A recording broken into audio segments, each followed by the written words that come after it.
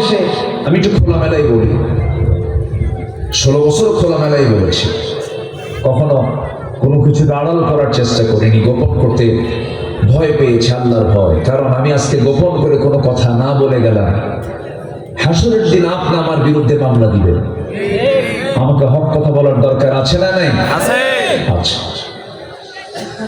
আমার দেশে ধরুন যতগুলো দল আছে, এর মধ্যে প্রথম কাতারের 4টা দল বড় দল। আমরা সবাই জানি, যারা সচেতন তারা জানি, 4টা দল আমরা যদি ধরে নেই, প্রথম কাতারের 4টা দল বড় দল।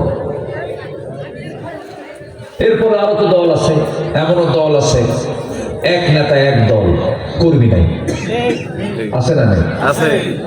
এবং তারা দীর্ঘদিন মন্ত্রিত্ব পালন করেছে, মন্ত্রীগিরি করেছে, মেম্বারের ভোট পাবে না। এই খুলনা ডিভিশনের কুষ্টিয়ার ভেড়ামারার আল্লামা হাসানুল হক ইমাম, শুনছেন? এই লোকের মুখে এই 16 বছরে শুধু একটাই জিকির ছিল, সেটা হলো জঙ্গি। এই জঙ্গি নাটকের মূল নাট্যকার, প্ল্যানার হচ্ছে ইনো। এই 8 মাস যাবৎ আমরা কি কোথাও কোনো জঙ্গির কোনো নাটক দেখতে পাচ্ছি? দেখতে পাচ্ছি?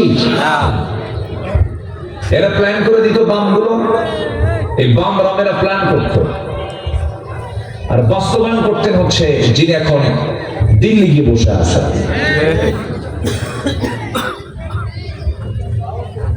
আলহাজ শেখ হাসিনা।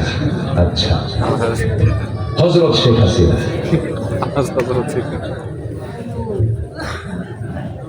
হয়তো অনেকে বলবেন, হুজুর ওয়াজ মাহফিলে এসে এই ধরনের ব্যক্তিদের নাম নিচ্ছেন, এতে অতি রাজনীতিকরণ হয়ে যাচ্ছে। এটা হয়তো অনেকে অনেক মন্তব্য করতে পারে।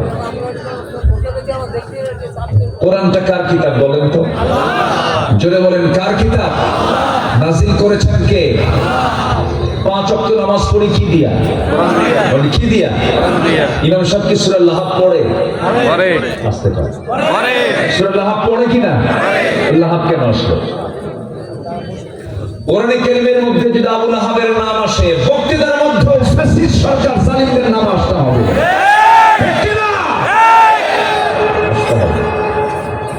আসতে হবে, হককে স্পষ্ট করতে হবে। অনেক জুলুম করা হয়েছে, অনেক নির্যাতন করা হয়েছে, অনেক নিপীড়ন করা হয়েছে। ফেরেশতা চরিত্রে মানুষগুলোকে জাতির সামনে অত্যাচারী স্টিমুলার চালিয়ে জাতিকে জিম্মি করে ফাঁসির মঞ্চে ঝুলিয়ে মারা হয়েছে এই সমস্ত লোকগুলোকে।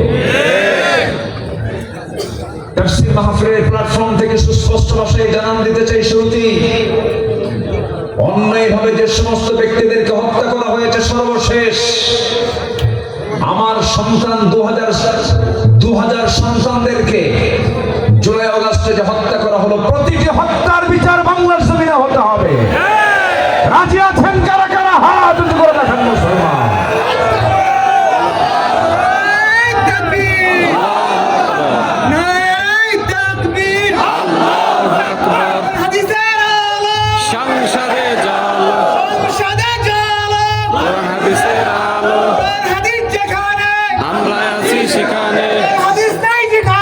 আমরা নেই সেখানে।